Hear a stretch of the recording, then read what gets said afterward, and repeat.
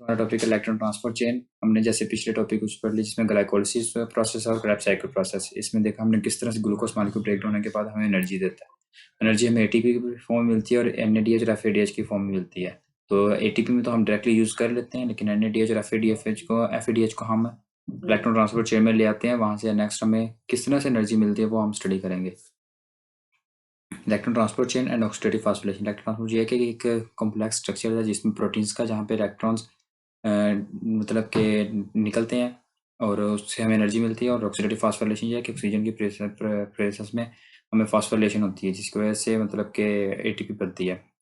इस पूरे टॉपिक को हमने आज पढ़ना है। कार्ब्स ग्लूकोज बनाते हैं, protein amino acid fats glycogen ये ब्रेक डाउन होते हैं और मिलके एक प्रोडक्ट बनाते हैं एसिटाइल-CoA। एसिटाइल-CoA क्रेब्स साइकिल में जाता है, एटीपी देता है हमें। ये सिंपल एक मैप है कि मतलब कि किस तरह से ये डिफरेंट प्रोडक्ट किस प्रोडक्ट में कन्वर्ट होते हैं, फिर आगे एटीपी देते हैं हमें। अब ना जब हमने आगे इलेक्ट्रॉन ट्रांसपोर्ट चेन पढ़ना है तो पता है कि हम ना उससे पहले ज़रा पढ़ लें कि इस तरह से एक हाइड्रोजन एटम ब्रेक डाउन होकर मतलब उसमें कितने इलेक्ट्रॉन प्रोटॉन होते हैं। फॉर एग्जांपल 2 हाइड्रोजन एटम है तो उसमें 2 प्रोटॉन 2 इलेक्ट्रॉन।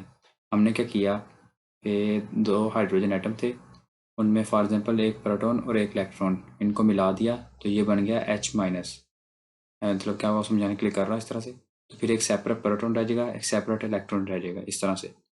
ये ज़रा स्प्लिट किया इसको ताकि आपको समझ आ सके, क्योंकि आगे जाके हमने देखना है कि NaDH है, ये एक प्रोटॉन एक्सेप्ट करता है और 2 इलेक्ट्रॉन होते हैं इसके पास। अब कार्ब्स प्रोटीन फैट ब्रेकडाउन तो हम ब्रेकडाउन होते हैं तो इसके बदले में जो एंड प्रोडक्ट बनता है वो कार्बन डाइऑक्साइड और वाटर होता है। Carbon dioxide respiratory through system के थ्रू बाहर निकल जाती है, वाटर अगेन ब्रेकडाउन हो जाता है।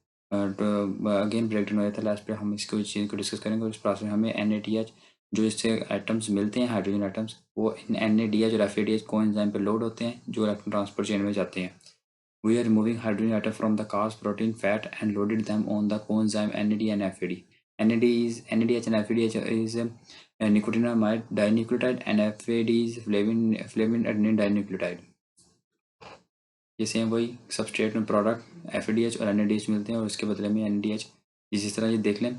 फॉर एग्जांपल अब ये जो हमें जो एंड प्रोडक्ट मतलब जिस तरह से हमने ब्रेक डाउन किया था इसको 2 कार्बन 2 हाइड्रोजन एटम को 2 प्रोटॉन में 2 इलेक्ट्रॉन में, फिर क्या किया कि एक प्रोटॉन एक इलेक्ट्रॉन सेपरेट कर दिया, प्रोटॉन इलेक्ट्रॉन, फिर एक प्रोटॉन इलेक्ट्रॉन को सेपरेट मिक्स में हमने जोड़ दिया। तो इस तरह से हमने ये समझने के लिए इसको डिवाइड स्प्लिट किया कि किस तरह से इलेक्ट्रॉन और प्रोटॉन स्प्लिट होकर डिवाइड होते हैं। फॉर एग्जाम्पल यहाँ पे देखें, अब जो NAD है FADH वो तो 2 प्रोटॉन 2 इलेक्ट्रॉन डायरेक्टली एक्सेप्ट कर लेता है, वो FADH2 बन जाता है।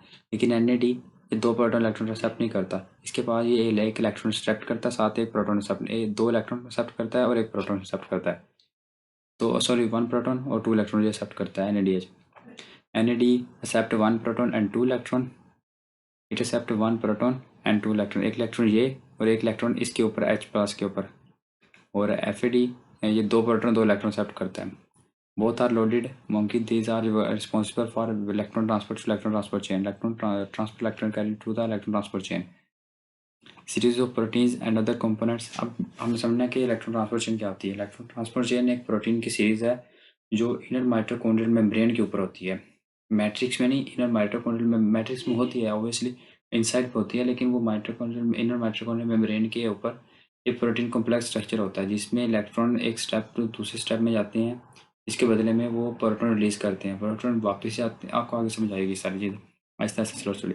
अब ये माइटोकॉन्ड्रिया डबल मेम्ब्रेनस स्ट्रक्चर है। Inner mitochondrial membrane, outer mitochondrial membrane. Inner mitochondrial membrane में आगे एक स्ट्रक्चर है मैट्रिक्स। इनर माइटोकॉन्ड्रियल मेम्ब्रेन में मैट्रिक्स है। अब इस मैट्रिक्स में सारा ये प्रोसेस होता है। हमें पता है कि हमने जो पढ़ा था प्रोसेस ग्लाइकोलिसिस और साइटोसोल में होता है, क्रेब्स साइकिल मैट्रिक्स में होता है, और जो ये इलेक्ट्रॉन ट्रांसपोर्ट होते हैं ये माइटोकॉन्ड्रियल मेम्ब्रेन की सरफेस पे होता है। अब माइटोकॉन्ड्रिया थोड़ा पढ़ लेते हैं। माइटोकॉन्ड्रिया का अपना सर्कुलर क्रोमोसोम होता है, इसके अपना राइबोसोम होता है, अपना ट्रांसफर RNA होता है और सेल प्रोलिफरेटर होता है। मैट्रिक्स में क्या होता है, जेल लाइक स्ट्रक्चर है, has DNA, has own transfer RNA, ribosome. ये Krebs cycle take place in the matrix because there is an enzyme pyruvate dehydrogenase and fatty oxidation also occur in the matrix. Inner side of inner membrane there is the protein complex called electron transport chain. Inner membrane is relatively impermeable, has designed carrier transport to carry inside, has electron transport chain, has special particle concerned with ATP synthesis। आपको समझ आ रही है कि मतलब कि ये मतलब कि इम्परमिएबल होती है, सिलेक्टिव परमिएबल होती है। सम जब प्रोडक्ट को जो इनका स्पेशल ट्रांसपोर्ट होता है उनको पास करने में मदद देती है। इस पे कुछ ट्रांसपोर्टर होते हैं जो स्पेसिफिक सब्सटेंस को पास करते हैं। इसमें के अंदर इलेक्ट्रॉन ट्रांसपोर्ट चेन होती है। Electron transport chain protein complex structure है। इसमें इलेक्ट्रॉन्स एक स्टेप बाय स्टेप नीचे आते हैं और प्रोटॉन रिलीज करते हैं जो माइटोकॉन्ड्रिया मेम्ब्रेन से बाहर जाते हैं। Special particle concern with ATP synthesis. Outer membrane valley permeable high permeable होती है। अब ये सारा प्रोसेस है इलेक्ट्रॉन ट्रांसपोर्ट चेन, आपको इजीली समझ आ रहेगी। ये एक ना मतलब कि ओवरव्यू मैप है, आपको किस तरह पता चलेगा इलेक्ट्रॉन ट्रांसपोर्ट चेन है क्या, तो किस तरह हम एटीपी जनरेट करते हैं। इन एज मतलब कि कम्प्लेक्स को ना हम आगे थोड़ा डिटेल में पढ़ लेंगे कि ये सारे कम्प्लेक्स स्ट्रक्चर है क्या और किस तरह से इलेक्ट्रॉन ट्रांसपोर्ट चेन होते हैं। हम ना इस मैकेनिज्म को समझना है कि किस तरह से इलेक्ट्रॉन ट्रांसपोर्ट चेन में प्रोडक्शन प्रोटॉन और इलेक्ट्रॉन के मूव करने से हमें एनर्जी मिलती है। सबसे पहले समझना कि जो NADH और FADH स्पेशल ट्रांसपोर्टर्स के थ्रू जब इनर माइटोकॉन्ड्रियल मेम्ब्रेन में आते हैं, जब इनर माइटोकॉन्ड्रियल मेम्ब्रेन में आते हैं, फॉर एग्जांपल ग्लाइकोलाइसिस तो डायरेक्ट आ जाएंगे, लेकिन मैट्रिक्स में तो क्रेब्स साइकिल में तो बनते इधर हैं। तो जब इनर माइटोकॉन्ड्रियल मेम्ब्रेन में होते हैं तो यहाँ पे ना 4 स्ट्रक्चर हैं और वैसे 5 स्ट्रक्चर देख लें। वैसे इसमें 5 इलेक्ट्रॉन ट्रांसपोर्टेशन में 5 कम होते हैं, लेकिन हम यहाँ पे मेजर जो 4 हैं, क्योंकि कम्प्लेक्स 1, कम्प्लेक्स 2, कम्प्लेक्स 3, कम्प्लेक्स 4। अभी कम्प्लेक्स 5 भी इससे काउंट कर सकते हैं क्योंकि ये एटीपी जो एटीपी पंप है, ये एटीपी पंप। अब यहाँ पे देखें, ये जो कम्प्लेक्स 1 है ना, NADH कम्प्लेक्स 1 के पास आता है, फिर और FADH कम्प्लेक्स 2 के पास आता है। NADH कम्प्लेक्स 1 के पास, FADH कम्प्लेक्स 2 के पास, ये याद रखना आपने। ये नहीं कि स्टार्टिंग में आते हैं, NADH 1 के पास, FADH 2 के पास आता है, फिर आगे ये 3 और 4 को अपने इलेक्ट्रॉन देते हैं। अब यह क्या होता है, जब NADH आता है ना, तो यहाँ पे कुछ कोएंजाइम्स होते हैं और एंजाइम्स होते हैं, कोएंजाइम और एंजाइम्स। अब ये क्या करता है, इनको स्प्लिट करता है, इनमें से प्रोटॉन और इलेक्ट्रॉन को सेपरेट कर देता है। जो प्रोटॉन होता है उसको मेम्ब्रेन से बाहर निकाल देता है और जो इलेक्ट्रॉन होता है उसे नेक्स्ट पास कर देता है, नेक्स्ट कॉम्प्लेक्स को। अब 1 ने 2 को पास कर दिया, प्रोटॉन निकाल दिया, 2 ने नेक्स्ट पास कर दिया, प्रोटॉन निकाल दिया, 3 ने नेक्स्ट प्रोटॉन निकाल दिया। इस तरह प्रोटॉन कंटिन्यूस निकलते रहते हैं और इलेक्ट्रॉन आगे पास होता जाता है। इस प्रोसेस में जब ये हायर से लोअर की तरफ मूव करता है तो एनर्जी रिलीज करता है। ये एनर्जी ये कॉम्प्लेक्स यूज करके वर्क कर रहे होते हैं। अब ये प्रोटॉन जब बाहर निकाल दिए, प्रोटॉन बाहर हाई क्वांटिटी में है, तो प्रोटॉन बाहर जब हाई क्वांटिटी में होते हैं तो ज़्यादा है तो अंदर की तरफ मूव करेंगे। यहाँ पे एक पंप होता है, ये पंप आप इस तरह समझ लेंगे टरबाइन की तरह, जिसमें फॉर एग्जांपल 2 कंपोनेंट FO और F1। जब प्रोटॉन FO कंपोनेंट पे आते हैं तो F1 कंपोनेंट को एक्टिवेट कर देते हैं, F कंपोनेंट रोटेट करता है, जिसकी वजह से यहाँ पे जो ADP है, हमें पता था, हमने पीछे ग्लाइकोलाइसिस में पढ़ के आए कि ADP टू ATP रेशो हमें डिटरमिन करती है, बताती है कि इस बॉडी को एनर्जी की ज़रूरत है तो ATP प्रोडक्शन होनी चाहिए। जब ADP हाई होगा तो जैसे ये पंप वर्क करेगा, ये ADP को फास्फेट के साथ बाइंड करके ATP में कन्वर्ट कर देगा। फिर दोबारा ये प्रोटॉन अंदर आ जाते हैं, फिर दोबारा इनको बाहर भेजा जाता है। इस तरह continuous proton inside outside move करते रहते हैं, इस पंप को वर्क करवाते रहते हैं, जिसकी वजह से ATP बनती रहती है। अब लास्ट पे क्या होता है, जो ये एंड पे जो इलेक्ट्रॉन्स होते हैं, ये इलेक्ट्रॉन जो होते हैं, इससे जब फोर्थ जो कॉम्प्लेक्स होता है, ये ऑक्सीजन के साथ इस इलेक्ट्रॉन को बाइंड कर देता है। जब ऑक्सीजन के साथ इलेक्ट्रॉन को बाइंड कर देता है, अब ऑक्सीजन के पास उसके इलेक्ट्रॉन पहले वैलेंस में पूरे थे, अब एक इलेक्ट्रॉन ज़्यादा आ गया तो हाईली रिएक्टिव हो जाएगा। जब हाईली रिएक्टिव हो जाएगा तो प्रोटॉन के साथ रिएक्ट करके वो वाटर बना देगा, इस तरह से ये पानी बन जाएगा। और साथ में ना मतलब कि जब हमने ग्लाई को पीछे देखा था, क्रैब साइकिल में कार्बन डाइऑक्साइड बन रही थी और ये वाटर बन रहा था। तो हमारी इक्वेशन जो हमने स्टार्टिंग में सबसे पहले स्टार्टिंग में इक्वेशन पढ़ी थी, ये जो C6H12O6 plus 6CO2 into 6O2 into 12O2 into 6CO2 plus 6H2O। मतलब कि मेन चीज़ है कि जो कार्बन डाइऑक्साइड और वाटर जो बनते हैं ना, वो इसी तरह बनते हैं। कार्बन डाइऑक्साइड क्रैब साइकिल में जो डिफरेंट प्रोसेस में बन रही होती है, जब कार्बन रिलीज हो रहे होते हैं और वाटर इस तरह एंड प्रोडक्ट में इस तरह वाटर बनता है। तो ये कार्बन डाइऑक्साइड रिस्पिरेटरी सिस्टम के थ्रू निकल जाती है और वाटर इस इलेक्ट्रॉन ट्रांसपोर्ट चेन में अगेन ब्रेक डाउन हो जाते हैं प्रोटॉन में और ऑक्सीजन में। हम नेक्स्ट पढ़ते हैं, देखते हैं। House number 4, unload electron and put on oxygen. ये जो हाउस नंबर 4 मतलब कॉम्प्लेक्स 4 है, इलेक्ट्रॉन ट्रांसपोर्ट चेन का पार्ट, वो इलेक्ट्रॉन को ऑक्सीजन के ऊपर लोड कर देता है, जिसकी वजह से ऑक्सीजन हाईली रिएक्टिव हो जाती है and it reactive with proton to form water. जब रिएक्टिव होती है प्रोटॉन के साथ रिएक्ट करती है, वाटर बनाती है। As electron move downward progressively release energy, that energy is utilized by complex 1, 3, 4। जब electrons progressively from higher side to lower side move कर रहे होते हैं, जो एनर्जी रिलीज करते हैं, जो एनर्जी ये कॉम्प्लेक्स यूज करके वर्क कर रहे होते हैं। as proton moves a channel as proton moves a channels start moving, its bind ADP plus ATP and do not phosphorylation and form ATP। and to phosphorylation and form ATP, and this membrane is very permeable to ADP and ATP and the special transport for ADP। आपको समझ आ रही होगी कि किस तरह से proton continuous चीज से बाहर जाते हैं, जब यहाँ पे आते हैं तो इस पंप को मूव कर देते हैं, पंप जब मूव करता है तो एटीपी बन जाती है, फिर दोबारा अंदर आ जाते हैं, जब ये प्रोटॉन आते हैं इसके साथ वाटर के साथ रिएक्ट करते हैं, ऑक्सीजन के साथ रिएक्ट करते हैं, पानी बनाते हैं, अगेन ब्रेकडाउन होते हैं, बाहर जाते हैं अगेन, इस तरह ये पूरा साइकिल चलता रहता है। और एडीपी एनएडीए जो आते हैं जो हमारे चेक मिलते हैं एटीपी के, वो इस तरह से एक एनएडीए थ्री एटीपी बनाता है और एक एफईडीए 2 एटीपी बनाता है। तो ये आपको समझ आने कि इलेक्ट्रॉन ट्रांसपोर्टेशन में किस तरह से एटीपी बनती है। अब देख लेते हैं जरा theoretically. There was a energy rich compound, protein, carbs, fat, breakdown of these products we get carbon dioxide and water. Now we remove hydrogen atom from the product. It's mean we remove hydrogen, proton and electron. These protons and electrons loaded on NAD and FAD, NADH plus FADH plus, NAD में 2 electron 1 proton होता है, FAD 2 proton 2 electron होते हैं। These high energy compound unload electrons or to early component of electron transport of the inner side of membrane of mitochondrial membrane. While moving down, they release energy and utilized by complex 1, 3, 4 to transfer proton to the mitochondrial space. Same यही कि जो energy जो electron जब वो up side to down side move करते हैं तो वो एनर्जी रिलीज करते हैं, ये कॉम्प्लेक्स उस एनर्जी को यूज करते हैं और प्रोटॉन को बाहर फेंकने के लिए इनर माइटोकॉन्ड्रियल मेम्ब्रेन से। जब प्रोटॉन को इनर माइटोकॉन्ड्रियल मेम्ब्रेन से बाहर फेंक देंगे तो दोबारा वो चैनल के थ्रू आएगा तो एटीपी फिर बना देगा। In the end, complex number 4, proton react with oxygen. Oxygen become reactive and react with proton to form water. ये 6 CO2 plus 6 C at velocity plus 6 O2 ये बनती है। जब मतलब कि ये जो इक्वेशन लिखी है ना, ये पूरा स्टेप ये मतलब कि glucose glycolysis, Krebs cycle, electron transport chain सबको मिला के ये एक इक्वेशन जो बनाई हुई है। अगर हम इसको वो मैंने डिटेल्स में पढ़े ना तो आपको फिर समझ आएगी कितनी मतलब कॉम्प्लेक्स है कि हमने ग्लूकोज मालिक्यूल लिया, ऑक्सीजन की प्रेसेस में हमें एटीपी मिली और साथ में कार्बन डाइऑक्साइड और वाटर रिलीज हो गए। लेकिन जब हम पीछे पढ़ते आ रहे देख रहे हैं ना, glycolysis process, Krebs cycle, electron transport chain, कितने 3 प्रोसेस गुजर के आके 6 ऑक्सीजन कितने मालिक्यूल 6 ऑक्सीजन के कार्बन डाइऑक्साइड के मालिक्यूल है ना। तो देखा क्रेब्स साइकिल में कहाँ पे ऑक्सीजन कार्बन डाइऑक्साइड रिलीज हो रही है, कौन कौन से स्टेप पे कार्बन डाइऑक्साइड रिलीज होती है, तो वाटर कहाँ कहाँ मिलता है हमें।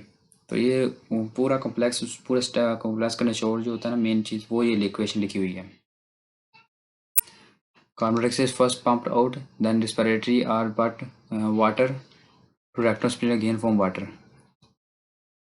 ये कई मतलब कार्बन डाइऑक्साइड रेस्पिरेटरी के सिस्टम के थ्रू आउट हो जाती है, लेकिन वाटर वो प्रोटॉन में अगेन रेस्पिरेटर प्रोटॉन बनाता है, फिर अगेन वो इलेक्ट्रॉन ट्रांसपोर्ट चेन में काम आता रहता है। अब यहाँ पे पढ़ लेते हैं कॉम्प्लेक्स 1, 2, 3 एंड 4। अब कॉम्प्लेक्स मेन में ओवरऑल इसको ना जल्दी से कवर करूँगा क्योंकि ज़्यादा डिटेल में नहीं जाते इसके ना। कॉम्प्लेक्स 1 क्या है? कॉम्प्लेक्स 1 में एक एंजाइम होता है, ये कॉम्प्लेक्स 1 को कहते हैं NADH क्यू ऑक्सीडेज रिडक्टेज भी कहते हैं। अब कोएंजाइम इसके साथ एक कोएंजाइम होता है, कोएंजाइम QH2। अब जो कोएंजाइम QH2 है ये आता है इसके पास, और जो NADH है डिहाइड्रोजिनेज एंजाइम है वो NAD से NADH रिमूव कर देते हैं, वो FNH के ऊपर दे देते हैं। फिर जो कोएंजाइम Q कॉम्प्लेक्स 3 के पास चला जाता है। इस तरह से कॉम्प्लेक्स 2 है, कॉम्प्लेक्स 2 के पास FADH ऑक्सीडेज रिडक्टेज है, इसके पास एक एंजाइम है succinate dehydrogenase. Succinate dehydrogenase succinate को फॉर्म्यूलेट में कन्वर्ट कर देता है। इस प्रोसेस में FADH2 में से दो हाइड्रोजन एटम उतर के कोएंजाइम QH2 के पास चले जाते हैं। अब कोएंजाइम H2 के पास चले जाते हैं। अब इसने कॉम्प्लेक्स नंबर 3 को डिलीवर करना होता है। अब कॉम्प्लेक्स नंबर 3 में ये होता है कि इसमें उससे पहले कन्वर्ट करने से पहले डिहाइड्रोएसीटोन फॉर्म में कन्वर्ट होता है, लेकिन यहाँ पे ना जो एंजाइम्स है वो डिफरेंट है। वो मतलब कि जो साइटोसोलिक एंजाइम्स है वो नहीं है, साइटोसोलिक G3 डिहाइड्रोजिनेज है। ये माइटोकॉन्ड्रियल G3 फास्फेट डिहाइड्रोजिनेज है, डीएसीटोन फॉर्म में डिहाइड्रोएसीटोन फास्फेट जो इनमें कॉम्प्लेक्स इसमें से जो कोएंजाइम में से हाइड्रोजन एटम लेता है उसको अगेन और सॉरी इनमें से NADH2 से हाइड्रोजन एटम लेता है और डिहाइड्रोएसीटोन फॉर्म में कन्वर्ट होता है और ये कोएंजाइम Q के इधर दे देता है। जब ये सब कर देता है तो उसके बाद हम देखते हैं इसके बाद साइटोक्रोम कॉम्प्लेक्स 3 है। उस कॉम्प्लेक्स 3 में इसके बाद कॉम्प्लेक्स 3 के बाद हीम यूनिट होता है। हीम यूनिट में ये है कि जब ये मतलब कि हीम यूनिट जो इस पे जब हाइड्रोजन एटम इलेक्ट्रॉन नहीं आता तो ये फेरिक फॉर्म में होता है, जब इलेक्ट्रॉन आ जाता है ये फेरस फॉर्म में कन्वर्ट हो जाता है। फेरस फॉर्म इसकी स्टेबल फॉर्म नहीं है, तो ये फेरिक फॉर्म का साइटोक्रोम C में जाके ferrous form again ferric form में कन्वर्ट हो जाती है और ये इलेक्ट्रॉन अपना ऑक्सीजन के ऊपर लोड कर देता है। जब हमने जो पढ़ा था ना कि हाउस नंबर 4 में किस तरह से इलेक्ट्रॉन अपना लोड करता है, वो इसी तरह से कि साइटोक्रोम जो कॉम्प्लेक्स नंबर 3 है साइटोक्रोम बी, इसमें इसके पास हीम यूनिट होता है। इसी हीम यूनिट के ऊपर एक इलेक्ट्रॉन आके अटैच होता है। ये ferric form to ferrous form में कन्वर्ट हो जाता है। ये फेरस फॉर्म में कन्वर्ट हो जाता है तो जब ये ऑक्सीजन अगेन इसके पास एक इलेक्ट्रॉन ज़्यादा है, तो अगेन अपने जब इलेक्ट्रॉन ऑक्सीजन में कन्वर्ट करता है तो अगेन ये फेरिक फॉर्म में अपना कन्वर्ट हो जाता है। तो इस तरह से ऑक्सीजन के पास एक इलेक्ट्रॉन आ जाता है, वो हाईली रिएक्टिव होती है, प्रोटॉन के साथ रिएक्ट करके वाटर बना देती है। There are total 5 holes in the electron transmission, 4 for the electrons and 1 for the ATP generator. As move NADH, FADH to pass through, more protons expel into the other side, which come again through special transporters and come to the generated ATP. NADH complex 1 to 135, all these complexes release protons, so more energy generate. FADH complex 234, जो NADH complex है 134 के पास जाता है, FADH complex 234 के पास जाता है, from there 3 to 4 and release protons, so less ATP generate. मतलब कि अब कॉम्प्लेक्स 1 है 1, 3 और 4 के पास, फिर एक 2, 3 और 4 के पास, from there only 3 to 4, so energy पर। अब ये है कि वो मतलब NADH है वो 3 इलेक्ट्रॉन 3 स्टेप से हो गया जाता है तो वो ज़्यादा एनर्जी रिलीज करता है, इसलिए उसकी 3 ATP मिलती है क्योंकि उसने प्रोटॉन हिसाब से ज़्यादा रिलीज करना है। मेडिसिन है एट्रैक्टोलाइसिन, ये ब्लॉक कर देती है ATP ट्रांसपोर्टर्स को, और ओलिगोमाइसिन है, ये ब्लॉक कर देती है ATP सिंथेस चैनल को। हमने देखा था, आपको दिखा देता हूँ ये। अब ATP ट्रांसपोर्टर है, इलेक्ट्रोमाइसिन है, वो इसको ब्लॉक कर देगी अगर, तो ये पूरा इलेक्ट्रॉन ट्रांसपोर्टेशन रुक जाएगी, एनर्जी प्रोडक्शन स्टॉप। अब ये एक ड्रग है जो इसको ब्लॉक कर देगी, अगर इसको ब्लॉक कर दिया तो एनर्जी प्रोडक्शन स्टॉप। ओलिगोमाइसिन है, ट्रैक्टोमाइसिन lysine. ATP transporters is coupled with oxidative reductase reactions. That's why called oxidative phosphorylation reactions. Cyanide, carbon monoxide block cytochrome A plus A3, antimycin block cytochrome B. ये कुछ मतलब drugs हैं जो किस block करते हैं, carbon monoxide block cytochrome A+A3 and antimycin block cytochrome B. If you block oxidative process phosphorylation process automatically stop and vice versa. मतलब कि ऑक्सीडेटिव प्रोसेस को स्टॉप कर देंगे तो फास्फोरिलेशन नहीं होगी, मतलब ऑक्सीजन नहीं होगी तो फास्फोरिलेशन नहीं होगी। ऑक्सीजन की प्रेशर में तो उसने इलेक्ट्रॉन को लोड करना होता है, प्रोटॉन को मतलब कि सारे एक्टिव बाइटर बनाना होता है, तो उसको स्टॉप कर दोगे तो फास्फोरिलेशन नहीं होगी, तो इसी तरह से एनर्जी प्रोडक्शन नहीं होगी। अब यूएसएमएल लेवल पे क्वेश्चन आया था कि some protons leaking from the outer to inner surface but not use ATP synthesis uncoupling agents. ये एक एजेंट्स है, फॉर्मल 2,4-डाइनाइट्रोफिनॉल है। ये मतलब कि ड्रग्स है जो इसको ब्लॉक कर देती है ट्रांसपोर्टर्स को, some protons leaking from outer to inner. But for example ये है कि वो ये इस तरह से कि वो चैनल जो ATP सिंथेसिस चैनल है ना उसके थ्रू नहीं आ रहे, उसके थ्रू प्रोटॉन अंदर आएंगे तो ही ATP बनेगी। तो ये एक एजेंट है 2,4-डाइनाइट्रोफिनॉल जो उस ट्रांसपोर्टर्स को ब्लॉक कर देगी। अगर उसको ब्लॉक कर देगी तो अनकपलिंग प्रोसेस को अनकपलिंग कहते हैं। अनकपलिंग है जिसमें electron outer surface to inner surface आ रहे होते हैं लेकिन एनर्जी प्रोडक्शन नहीं हो रही थी क्योंकि जो ATP सिंथेसिस चैनल है वो ब्लॉक हुआ होता है। Utility of oxygen is a sign of oxidity and formation of ATP is a sign of phosphorylation. In newborn infant, there is a brown fat. Brown fat adipocytes has lot of thermogenin, which increases electron transfer process and other acetyl co reactions, or to generate lot of energy. अब mitochondrial disease हैं कुछ। Mitochondria need 100 polypeptide to run it. 13 polypeptide formed through its own DNA and 87 polypeptide made from eukaryotic DNA. अब mitochondria में ये है कि 100 polypeptide चाहिए उसे अपना DNA बनाने के लिए। अब 100 पॉलीपेप्टाइड में से 13 तो अपने DNA से बना लेते हैं, बाकी 87 उसे यूकैरियोटिक DNA चाहिए। अब जो 13 अपने मतलब के DNA से बनाते हैं उसमें ये प्रॉब्लम है कि वो उनको करेक्ट मतलब कि चेक एंड बैलेंस सही तरह से नहीं होता, उसमें रिपेयर मैकेनिज्म सही नहीं होता, तो उसमें म्यूटेशंस हो सकती हैं। तो माइटोकॉन्ड्रिया में अगर म्यूटेशन हो जाएंगे तो एनर्जी प्रोडक्शन में मतलब के डिसऑर्डर्स आएंगे। तो इसमें कुछ डिजीज़ हैं जो माइटोकॉन्ड्रियल डिसऑर्डर की वजह से होती हैं। लेबर हेरिडिटी ऑप्टिक न्यूरोपैथी, इसमें होता है adult onset bilateral central loss of vision heredity. मतलब कि थ्री ग्रुप ऑफ डिजीज है। पहला है Leber heredity optic neuropathy, adult onset bilaterally central loss of vision heredity. And second group है mitochondrial encephalopathy. Second group है mitochondrial encephalopathy lactic acidosis stroke. अब third है myoclonic epilepsy and red red fibre disease. इसमें रहता है कि red muscle जो होते हैं फाइबर, उनमें जो रेड मसल्स होती हैं उनमें माइटोकॉन्ड्रिया वर्क नहीं कर रहा था प्रॉपरली। मदर प्रोवाइड जो माइटोकॉन्ड्रियल जेनेटिक मटेरियल है, फादर डू नॉट। हमें जो माइटोकॉन्ड्रिया मिलता है वो मदर से मिलता है, फादर से कभी भी नहीं मिलता।